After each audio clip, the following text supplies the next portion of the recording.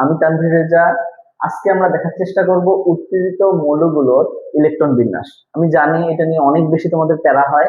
আজকে আমরা কত সহজে এটাকে সলভ আউট করতে হয় তা আমরা করার চেষ্টা করব। চলো দেখি।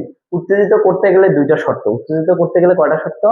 দুইটা শর্ত। প্রথম শর্ত হলো শেষ কক্ষপথে জোড়া ইলেকট্রন থাকবে। তাহলে শেষ কক্ষপথে কি থাকবে? জোড়া ইলেকট্রন থাকবে। 2 নম্বর শর্ত, শেষ কক্ষপথে ফাঁকা অরবিটাল থাকবে। তাহলে এই দুইটা শর্ত যদি কোনো একটা মৌল যদি ক্রাইটেরিয়া ফলো করে, তখন আমরা বলতে পারবো ওই মৌলটা উত্তেজিত করতে পারবো। তাহলে আমরা দেখি, প্রথমত লিথিয়ামকে নিয়ে কাজ করি আমরা। লিথিয়ামের পারমাণবিক সংখ্যা আমরা জানি কত? 3। তাহলে আমি যদি এর ইলেকট্রন বিন্যাস করি 1s2 2s 2s1 2px0 2py0 2pz0।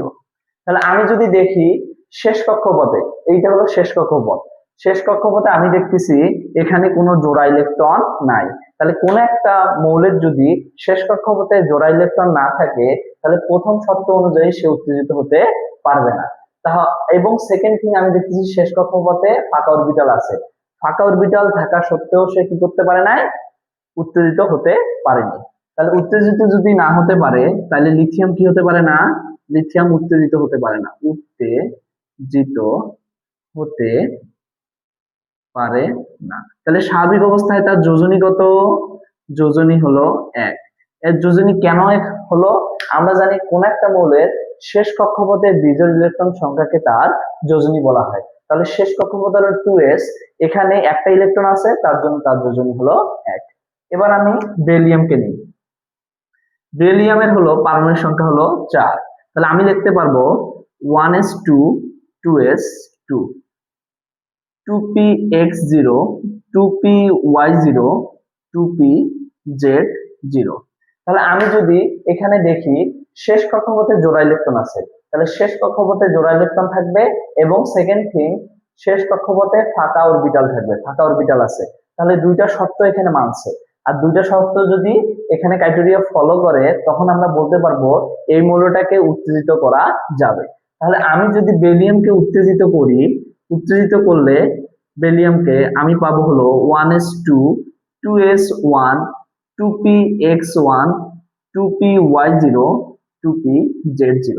তাহলে আমি দেখতে পাচ্ছি এখান থেকে একটা ইলেকট্রন এখানে চলে গেছে। তাহলে শেষ কক্ষপথে বিজোড় ইলেকট্রন দুইটি আছে, বিজোড় ইলেকট্রন দুইটি আছে, তার জন্য আমি বলতে পারবো যোজনী 2। তাহলে একমাত্র উত্তেজিত অবস্থায় বেরিলিয়াম 2 যোজনী প্রদর্শন করে। তাহলে এটা কোন অবস্থায়? উত্তেজিত, উত্তেজিত অবস্থায়।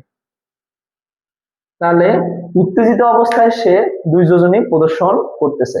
কারণ আমরা জানি কোন একটা মৌলর শেষ কক্ষপথে বিজোড় ইলেকট্রন সংখ্যাকে তার যোজনী বলা হয়। তাহলে বেরিলিয়ামের শেষ কক্ষপথে 1 2 দুইটা বিজোড় ইলেকট্রন আছে, তার জন্য যোজনী হলো 2। এখন যদি আমি বোরনকে নেই, বোরন হলো 5। তাহলে আমি লিখতে পারবো 1s2 2s2 2px1 2py1 2pz0। শেষ কক্ষপথে 5টি আমি দেখতেছি, এর পারমাণবিক সংখ্যা হলো 5। শেষ কক্ষপথে দেখতেছি মাত্র একটি বিজোড় ইলেকট্রন আছে। তাহলে স্বাভাবিক অবস্থায় তার যোজনী হলো 1। তাহলে বোরন হলো স্বাভাবিক অবস্থায় 1 যোজনী প্রদর্শন করে। কেন 1 যোজনী প্রদর্শন করতেছে? কারণ হলো শেষ কক্ষপথে বিজোড় ইলেকট্রন একটি আছে, তার জন্য যোজনী 1। এবং এটাকে আমরা কি উত্তেজিত করতে পারবো? শর্ত আমরা দেখি। শেষ কক্ষপথে জোড়া ইলেকট্রন আছে এবং ফাঁকা অরবিটাল আছে, যে ফাঁকা অরবিটাল আছে, তাহলে আমরা একে উত্তেজিত করতে পারবো। তাহলে বোরনকে যদি আমি উত্তেজিত করি, তাহলে আমি পাচ্ছি হলো 1s2 2s1 2px1 2py1 2pz0। তাহলে আমি দেখতেছি 2s2 থেকে একটা ইলেকট্রন কোথায় চলে গেল? 2py1 এ চলে গেল। তাহলে শেষ কক্ষপথে একটি, দুইটি, তিনটি ইলেকট্রন আছে, তার যোজনী হলো 3। তাহলে আমি বলতে পারবো যোজনী হলো 3। কেন যোজনী 3? শেষ কক্ষপথে 3টি বিজোড় ইলেকট্রন আছে, শেষ কক্ষপথে 3টি বিজোড় ইলেকট্রন থাকার কারণে যোজনী হলো 3। তাহলে এটা কোন অবস্থায়? উত্তেজিত অবস্থায় অবস্থায় তাহলে একমাত্র উত্তেজিত অবস্থায় বোরন হলো 3 যোজনী প্রদর্শন করে এবং স্বাভাবিক অবস্থায় 1 যোজনী প্রদর্শন করে। এখন যদি আমি সেম ভাবে কার্বনকে নেই, কার্বন হলো 6, তাহলে লিখতে পারবো 1s2 2s2 2p x2 2p y0 2p z0। তাহলে আমি দেখতে পাচ্ছি স্বাভাবিক অবস্থায়, আমি দেখতে পাচ্ছি কি স্বাভাবিক অবস্থায় দেখতে পাচ্ছি এখানে একটা করে ইলেকট্রন আছে। তাহলে শেষ কক্ষপথে আমি যদি দেখি শেষ কক্ষপথ, তাহলে শেষ কক্ষপথে দেখতেছি 2টা বিজোড় ইলেকট্রন। এই বিজোড় ইলেকট্রন থাকার কারণে স্বাভাবিক অবস্থায় কার্বনের যোজনী হলো 2। শেষ কক্ষপথে কত আছে? 2টি বিজোড় ইলেকট্রন আছে, তাই যোজনী হলো 2। এখন এটাকে কি আমি উত্তেজিত করতে পারবো? নিঃসন্দেহে করতে পারবো, কারণ এখানে প্রথম শর্ত হলো শেষ কক্ষপথে জোড়া ইলেকট্রন, এই যে জোড়া ইলেকট্রন, এবং সেকেন্ড থিং হলো ফাঁকা ডি অরবিটাল, ফাঁকা অরবিটাল আছে, এই যে ফাঁকা অরবিটাল আছে।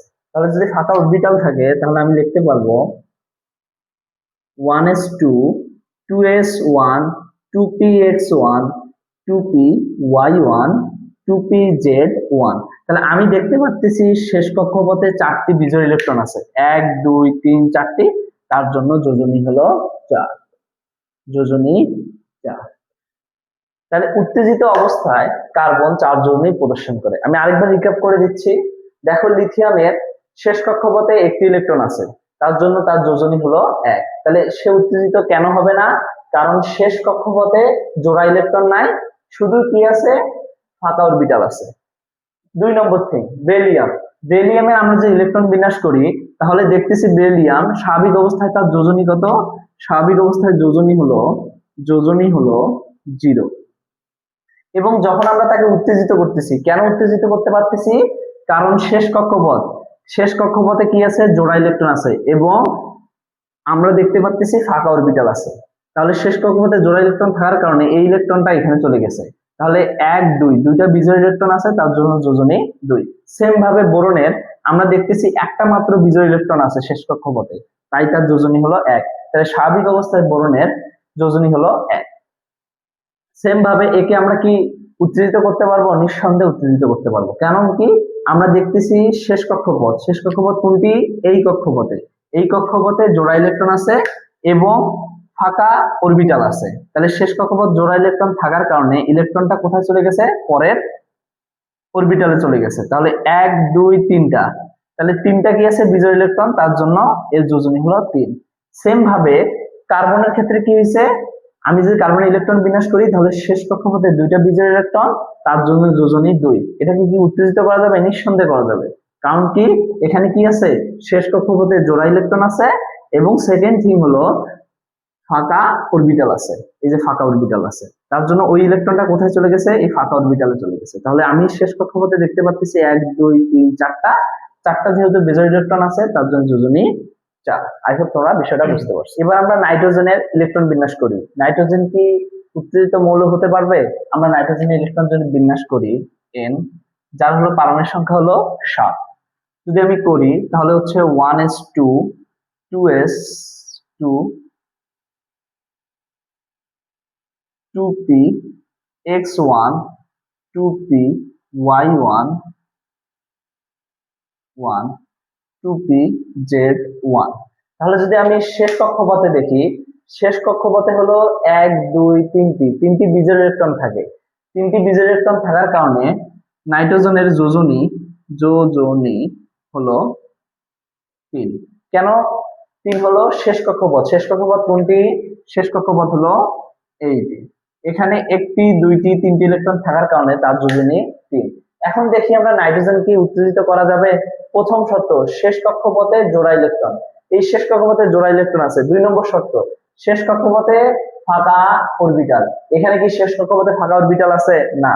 তাহলে শেষ কক্ষপথে ফাঁকা অরবিটাল না থাকার কারণে নাইট্রোজেনকে আমরা উত্তেজিত করতে পারবো না। সেম ভাবে এবার অক্সিজেনকে আমরা দেখি। অক্সিজেনের হলো 8। তাহলে আমি যদি ইলেকট্রন বিন্যাস করি 1s2 2s2 2px2 2py1 2pz1। তাহলে আমি যদি অক্সিজেনকে দেখি, অক্সিজেনের শেষ কক্ষপথে দুইটি বিজোড় ইলেকট্রন আছে। কয়টি বিজোড় ইলেকট্রন আছে? দুইটি বিজোড় ইলেকট্রন আছে। এই দুইটি বিজোড় ইলেকট্রন থাকার কারণে অক্সিজেনের যোজনী হলো 2। অক্সিজেনকে কি আমরা উত্তেজিত করতে পারবো? আমরা দেখি শর্ত। প্রথম শর্ত হলো শেষ কক্ষপথে জোড়া ইলেকট্রন। তাহলে শেষ কক্ষপথে জোড়া ইলেকট্রন আছে এবং শেষ কক্ষপথে কি ফাঁকা অরবিটাল। তাহলে শেষ কক্ষপথে কোনো ফাঁকা অরবিটাল নাই, না থাকার কারণে অক্সিজেনকে আমরা উত্তেজিত করতে পারবো না। সেম ভাবে যদি আমি ফ্লোরিনকে নেই, ফ্লোরিনের হলো 9। তাহলে আমি যদি ইলেকট্রন বিন্যাস করি 1s2 2s2 2p 2px2 2py2 2pz1। তাহলে আমি যদি শেষ কক্ষপথে দেখি, এখানে শেষ কক্ষপথে একটি বিজোড় ইলেকট্রন আছে। কয়টি ইলেকট্রন আছে? একটি বিজোড় ইলেকট্রন আছে।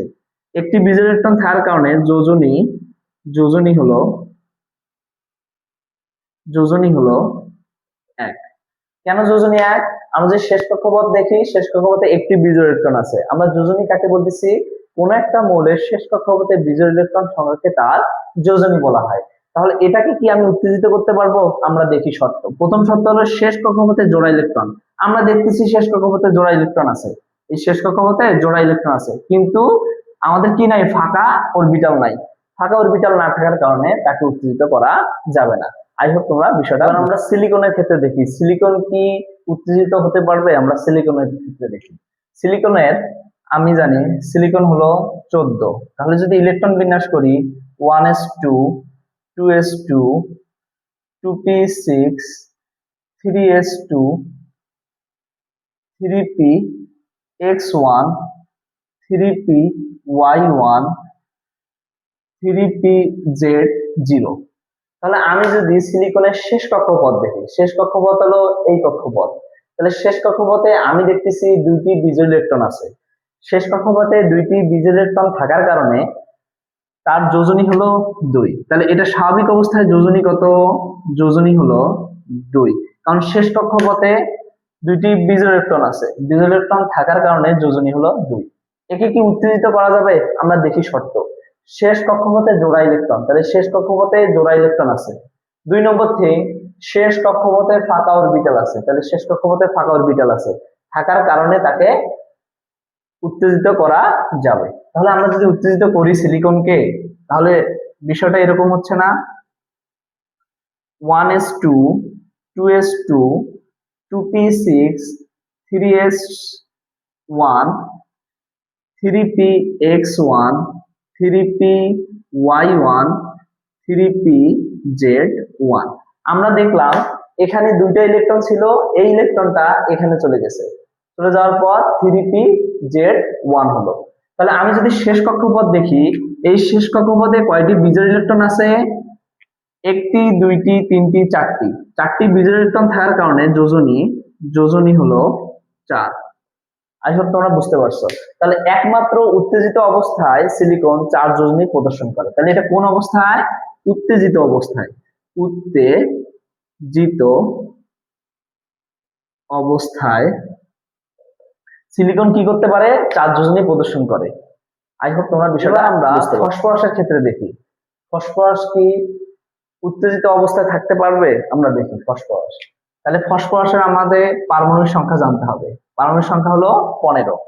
15 হলে তাহলে আমি যদি ইলেকট্রন বিন্যাস করি, তাহলে 1s2 2s2 2p6 3s2 3px1 3py1 3pz1। আমি যদি শেষ কক্ষপথ দেখি, শেষ কক্ষপথে একটি, দুইটি, তিনটি বিজোড় ইলেকট্রন আছে। শেষ কক্ষপথে 3টি বিজোড় ইলেকট্রন থাকার কারণে তার যোজনী হলো 3। তাহলে স্বাভাবিক অবস্থায় যোজনী কত? যোজনী হলো 3 স্বাভাবিক অবস্থায়।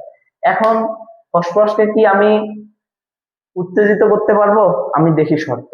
1 নম্বর হলো শেষ কক্ষপথে জোড়া ইলেকট্রন, তাহলে শেষ কক্ষপথে জোড়া ইলেকট্রন আছে। সেকেন্ড থিং হলো শেষ কক্ষপথে ফাঁকা অরবিটাল আছে। শেষ কক্ষপথে ফাঁকা অরবিটাল কিভাবে আছে আমরা একটু দেখি। P 1s2 2s2 2p6 3s1 3px1 3py1 3pz1, তারপর আসে আমাদের 3dxy। তাহলে আমি দেখতেছি শেষ কক্ষপথে 1 2 3 4 5 5টি বিজোড় ইলেকট্রন থাকার কারণে ফসফরাসের যোজনী হলো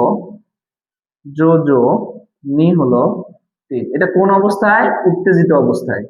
উত্তেজিত অবস্থায় ফসফরাস কত যোজনী প্রদর্শন করে? 3 যোজনী প্রদর্শন করে। তাহলে স্বাভাবিক অবস্থায় সে কিভাবে যুক্ত হতে পারে? PCl3 আকারে। কি আকারে? PCl3 আকারে। এবং উত্তেজিত অবস্থায় সে PCl5 গঠন করে। আই হোপ তোমরা বিষয়টা বুঝতে পারছো। এবার চলো আমরা দেখি সালফারকে কি উত্তেজিত করা যাবে। দেখি সালফারের ইলেকট্রন বিন্যাস। সালফার কত? 16। সালফার কত? 16। তাহলে আমি যে ইলেকট্রন বিন্যাস করি 1s2 2s2 2p6 3s2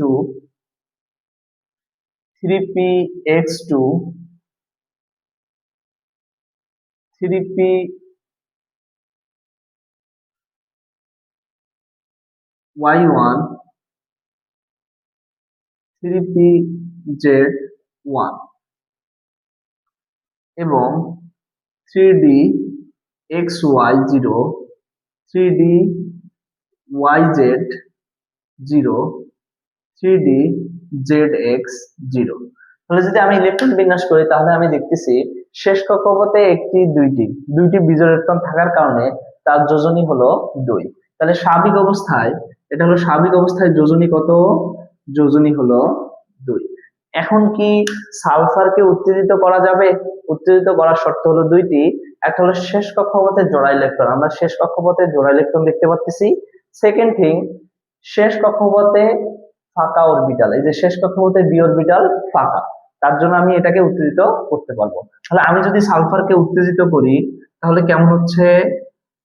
1s2 2s2 2p6 3s2 3px1 3py1 3pz1 3dxy1 3dyz0 3dzx0। তাহলে আমরা দেখতেছি এখানে দুইটা ইলেকট্রন ছিল, সেই ইলেকট্রনটা ডি তে চলে গেছে। তাহলে আমি শেষ কক্ষপথে দেখতে পাচ্ছি শেষ কক্ষপথে 4টি বিজোড় ইলেকট্রন। 4টি কি আছে? বিজোড় ইলেকট্রন। তাই যোজনী কত? যোজনী হলো 4। আই হোপ তোমরা বুঝতে পারছো। আবার যদি আমি এটাকে উত্তেজিত করতে পারবো, দেখো এক হলো শেষ কক্ষপথে জোড়া ইলেকট্রন আছে, এই জোড়া ইলেকট্রন আছে এবং শেষ কক্ষপথটা ফাঁকা অরবিটাল আছে, তাহলে আমি আবার উত্তেজিত করতে পারবো। তাহলে আবার যদি আমি উত্তেজিত করি, আমরা কয়বার উত্তেজিত করলাম? 2 বার। তাহলে কেমন হচ্ছে? 1s2 2s2 2p6 3s1, এখান থেকে একটা ইলেকট্রন কোথায় যাবে? ডি এ চলে যাবে। তাহলে কেমন হচ্ছে? 3px1 3py1 3pz1 3dxy1 3dyz1। তাহলে আমি দেখতে পাচ্ছি 1 2 3 4 5 6। তাহলে শেষ কক্ষপথে ফাঁকা, শেষ কক্ষপথে 3dzx0 এটা দেখি। তাহলে আমি দেখতে পাচ্ছি শেষ কক্ষপথে 6টি বিজোড় ইলেকট্রন আছে। বিজোড় ইলেকট্রন থাকার কারণে তার যোজনী হলো 6। তাহলে আমার দেখতে পাচ্ছি স্বাভাবিক অবস্থায় সালফার 2 যোজনী প্রদর্শন করে, যখন একে একবার উত্তেজিত করা হয় তখন 4 যোজনী প্রদর্শন করে, আবার যখন আরেকবার উত্তেজিত করা হয় তখন 6 যোজনী প্রদর্শন করে। যখন 2 যোজনী প্রদর্শন করবে সে যৌগ গঠন করবে H2S। আবার যখন 4 যোজনী প্রদর্শন করবে তখন তৈরি করে SF4 বা SO2। আর যখন 6 যোজনী প্রদর্শন করে তখন সে তৈরি করে SF6 আবার SO3। আই হোপ এবার আমরা দেখব ক্লোরিনকে কি আমরা উত্তেজিত করতে পারবো। চলো দেখি। ক্লোরিন ক্লোরিন হলো আমরা জানি হলো 17। ক্লোরিন কত? 17। 17 হলো এর ইলেকট্রন বিন্যাস করি 1s2 2s2 2p6 3s2 3px2 3py2 3pz1। আমরা দেখতেছি ক্লোরিনের শেষ কক্ষপথে একটি বিজোড় ইলেকট্রন আছে। একটি বিজোড় ইলেকট্রন থাকার কারণে তার যোজনী হলো স্বাভাবিক অবস্থায় যোজনী হলো 1। আই হোপ তোমরা বুঝতে পারছো। আমরা কি কি ক্লোরিনকে উত্তেজিত করতে পারবো? উত্তেজিত করার শর্ত হলো দুইটি, এক হলো শেষ কক্ষপথে জোড়া ইলেকট্রন এবং শেষ কক্ষপথে ফাঁকা অরবিটাল। এই যে শেষ কক্ষপথে আমরা দেখতেছি জোড়া অরবিটাল গুলো আছে, জোড়া ইলেকট্রন গুলো আছে এবং অরবিটাল ফাঁকা আছে। কিভাবে বুঝলাম? এরপরে আসে হলো ডি অরবিটাল। যদি আমরা দেখি উত্তেজিত করি একে, প্রথমবার উত্তেজিত করলাম তাহলে আমরা পাইলাম হলো 1s2 2s2 2p6 3s2 3px2 3py1 3pz1 3dxy1।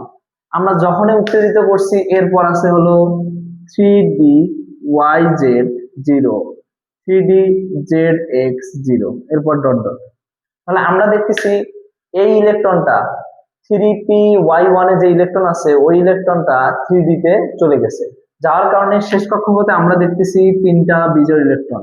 বিজোড় ইলেকট্রন থাকার কারণে তার যোজনী হলো 3। তাহলে আমি লিখতে পারবো যোজনী হলো 3।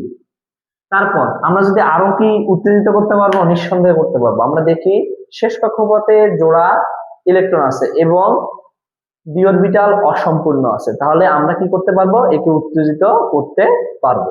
তাহলে উত্তেজিত করি যদি আমরা সেকেন্ড বার, তাহলে 1 2।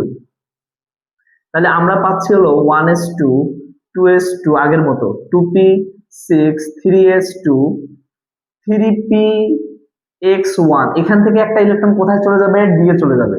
যদি ডি এ যায় তাহলে 3py1 3pz1 3dxy1 3dyz1। তাহলে আমরা দেখতে পাচ্ছি শেষ কক্ষপথে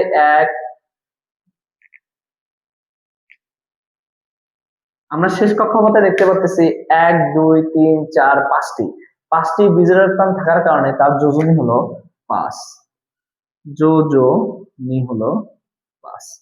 আবার কি আমরা একে উত্তেজিত করতে পারবো? নিঃসন্দেহে করতে পারবো, কারণ 3s2 তে জোড়া ইলেকট্রন আছে এবং অসম্পূর্ণ ডি অরবিটাল আছে। কি আছে? অসম্পূর্ণ ডি অরবিটাল 3dzx0 আছে। তাহলে যদি আমরা পরের বার উত্তেজিত করি তাহলে হচ্ছে ক্লোরিন 17, তাহলে 1s2 2s2 2p6 3s1 3px1 3py1 3pz1 3dxy1 3dyz1 এবং 3dzx1। তাহলে আমরা দেখতে পাচ্ছি শেষ কক্ষপথে 7টি বিজোড় ইলেকট্রন থাকার কারণে যোজনী হলো 7। তাহলে আমরা দেখতেছি ক্লোরিন স্বাভাবিক অবস্থায় 1 যোজনী প্রদর্শন করে। আবার যদি একে আমরা প্রথমবার উত্তেজিত করি তাহলে দেখবো আমরা 3 যোজনী প্রদর্শন করতেছে, কারণ 3টা বিজোড় ইলেকট্রন আছে। এবং যদি আরেকবার উত্তেজিত করি দেখি 5 যোজনী প্রদর্শন করে, আরেকবার উত্তেজিত করলে 7 যোজনী প্রদর্শন করে। তাহলে কে কোন মৌল তৈরি করবে আমরা একটু দেখি। আমরা যদি ক্লোরিনকে দেখি, Cl অক্সিজেনের সাথে তারা যৌগ গঠন করে। কিভাবে? 3। এটা কিভাবে করে? আমরা দেখতেছি এখানে কত যোজনী প্রদর্শন করছে, 3 যোজনী। ক্লোরিন 3 যোজনী প্রদর্শন করছে, যোজনী বিনিময় ঘটছে। তাহলে ক্লোরিন আবার করতেছে হলো 2O5, আবার এটা তৈরি করতেছে হলো Cl2O7। তাহলে এখানে যোজনী প্রদর্শন করতেছে হলো 5, আর এখানে করতেছে 7।